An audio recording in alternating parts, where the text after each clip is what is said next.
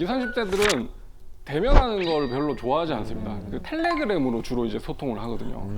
그 텔레그램의 특성이 상대가 한 사람이라도 그 대화방을 나가버리면 그 대화방이 이제 다 폭파가 돼버리고 뭐 비밀 대화방을 또 차려서 일정한 1분 시간이 지나면 다 그냥 자료가 삭제되는 그런 식으로 이제 보안성이 강화되니까 구매해서 투약한 사람을 잡아도 그 상선을 모르는 겁니다.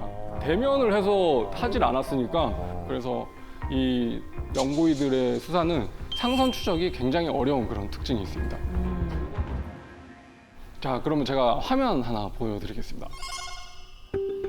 이게 이제 텔레그램에 올라와 있는 뭐 게시물인데 한번 천천히 읽어보시겠어요? 아이스, 완벽하고 놀라운 술. 부의 캔디, 몽키. 이게 실제로 그 마약방 내에서 은어로 이제 메뉴판이라고 하는 건데 그 하나의 마트에서 그냥 진열된 상품처럼 이렇게 판매를 하고 있어요. 수류탄 2개랑 캔디 하나 주세요. 약간 이런 느낌인가요? 그렇죠. 네. 별의별 말이 다 있네. 아이스라는 게 이제 필로폰의 은어거든요. 그래서 얼음, 뭐 차가운 술, 필로폰을 뜻하는 거고 대만과 멕시코는 밀수한 필로폰의 원산지입니다. 원산지 표기까지. 원산지 표기까지 할 정도로. 그다음에 0.5G가 이제 0.5g이 35만 원이라는 뜻이고 1g은 55만 원. 이게 근데 실제로 이 사람들을 그 휴대폰을 압수수색 해보면 이렇게 돼 있습니다. 1G 얼마예요?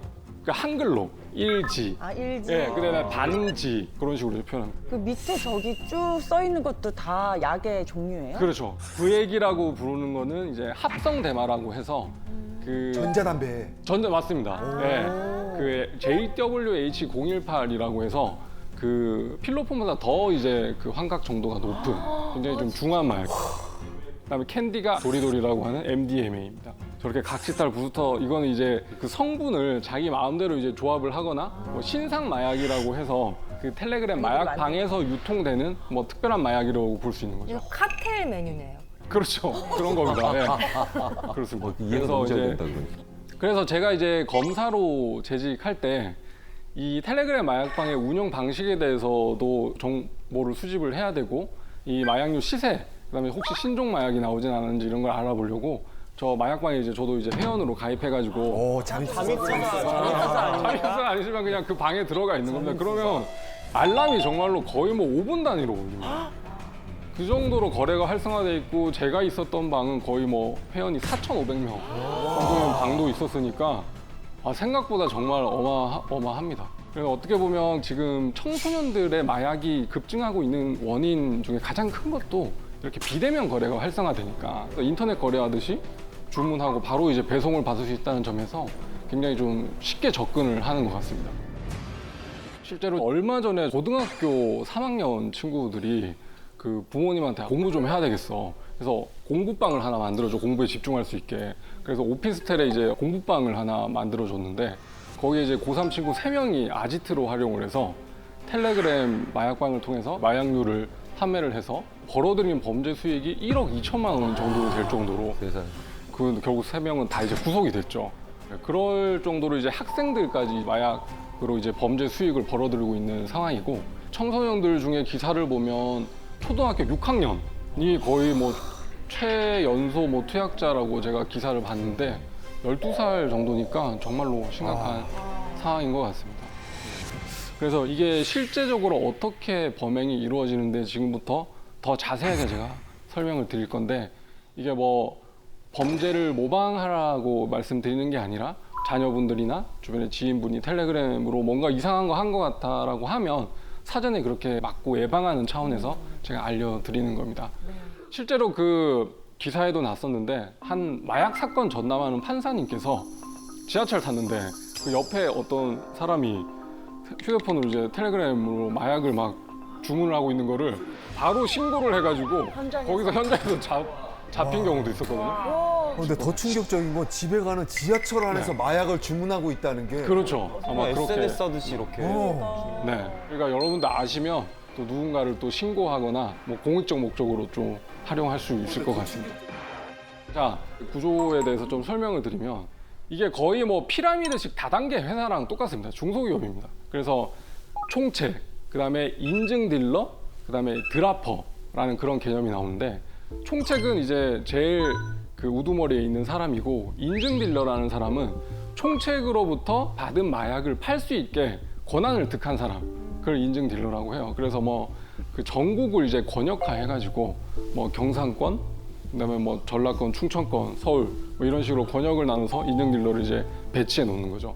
그럼 그 인증 딜러들은 자기가 이제 하나의 그런 방을 운영하면서 마약을 팔아야 되는 거니까 그 마약을 실제로 붙여놓을 수 있는 그 드라퍼들을 수시로 이제 모집을 합니다. 그래서 저 아까 보여드린 마약방에 실제로 들어가면 뭐 월천 보장, 구인 광고 그런 것들이 이제 많이 올라오기도 하고 또 실제로는 그 투약자분들이 돈이 없으니까 좀 깎여줄 수 있나요? 뭐 이렇게 물어보는 경우가 있는데 그러면 은연중에 이렇게 아, 돈 없으면 이거 드라프 한번 해봐라. 그럼 나 마약 공짜로 줄 테니까. 이런 식으로 해서 꼬드겨가지고 드라프로 고용해서 힘든 일, 제일 위험한 일인 거잖아요. 어떻게 보면 대중에게 노출되는 거니까 그런 일을 시키는 일들이 많이 이루어져 있습니다. 그래서 구매하고 싶은 사람이 그 마약방에다가 이제 텔레그램을 보내면 그 사람한테 이제 좌표를 부립니다.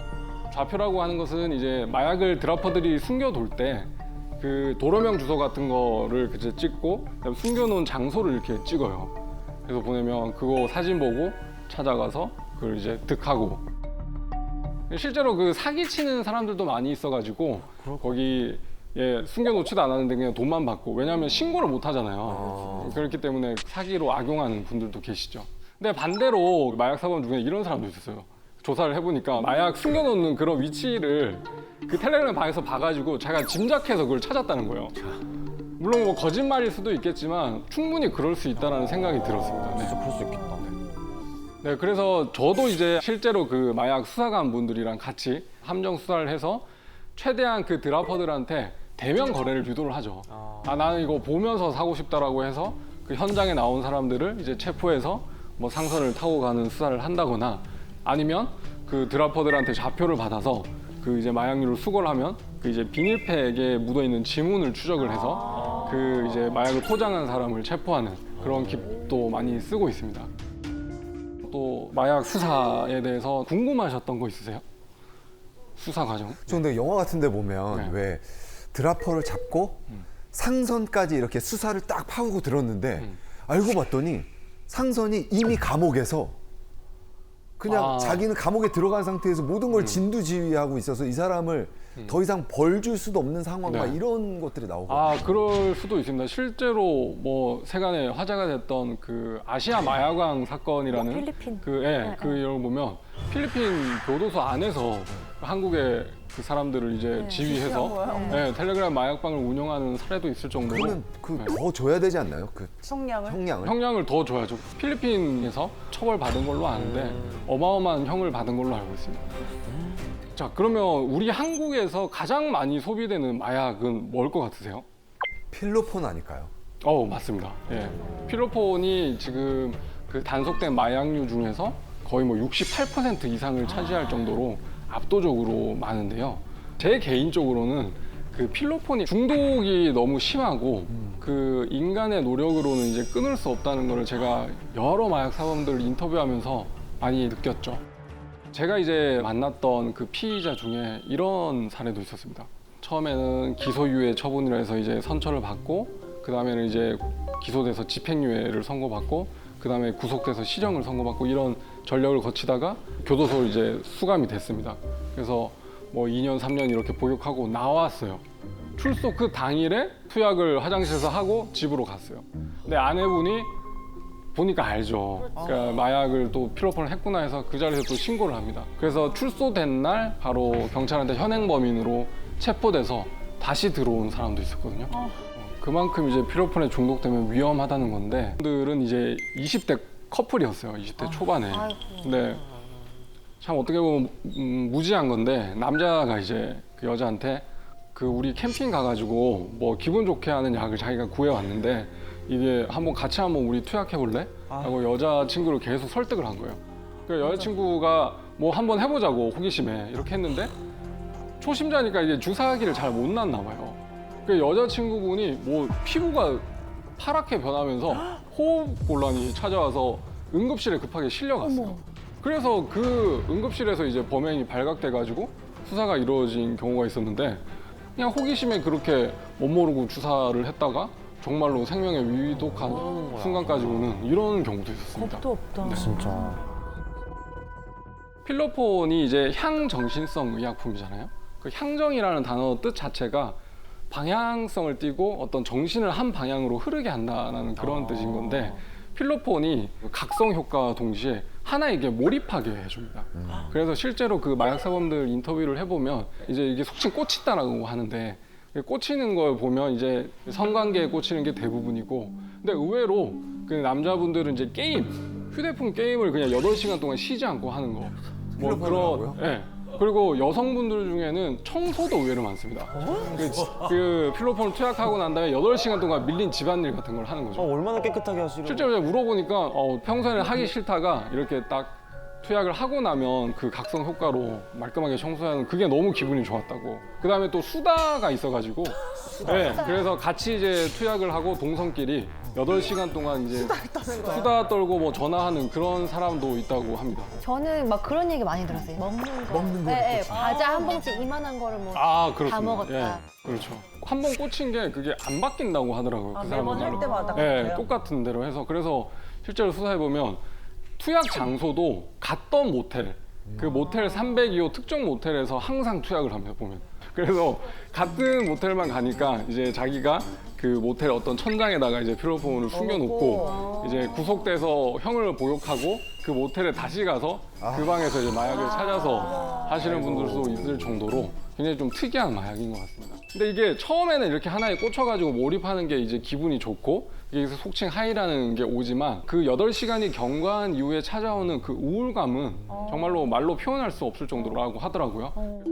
향정신성 약물들이 대부분 왜 우리 뇌에서 실제로 왜 도파민 같은 신경 전달 물질을 한꺼번에 확 시냅스 공간에서 생산하게 만드는데 근데 문제는 우리 뇌가 이제 항상성 기제가 있어가지고 뭘 확 뿌리거나 생산하면 그 다음에 안 생산하는 네, 생산을 하지 않는 그런 기능이 있거든요. 그러니까 실제로 뇌 자체가 우울한 거죠.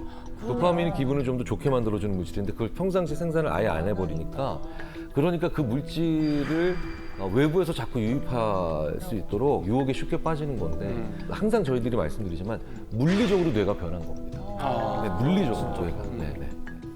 그다음에 진짜 안타까운 게 10대 고등학생이었는데 이분은 이제 심각한 우울 증세랑 ADHD 증세가 있었어요. 그래서 부모님이랑 같이 여기저기 그냥 병원을 다녀서 이제 약을 처방받는데도 아무런 효과가 없었던 거예요. 그래서 자기 스스로 그 ADHD를 한번 치료해 본다고 텔레그램 마약방에서 필로폰을 구매해가지고 그걸 이제 물에 타서 마신 거예요.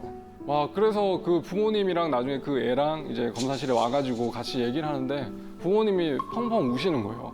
근데 애가 어떤 뭐 다른 목적이 있었던 건 아니고 정말로 자기 병세가 좀 호전될까봐 이렇게 투약을 했다고 하던데 이렇게 안타까운 사실 사연도 있습니다.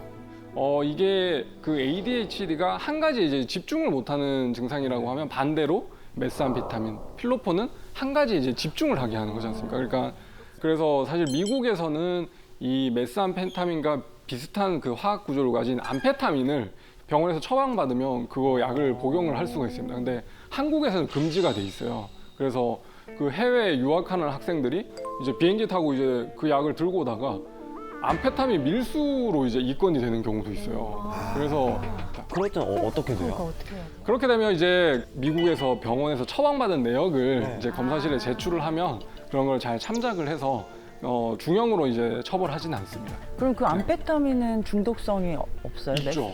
그래서 미국 사회에서도 공부 잘하는 약이라는 그런 약으로 암페타민을 손쉽게 처방하는 거에 대해서 굉장히 경각심을 가져야 한다고 하는 목소리도 있다고 합니다.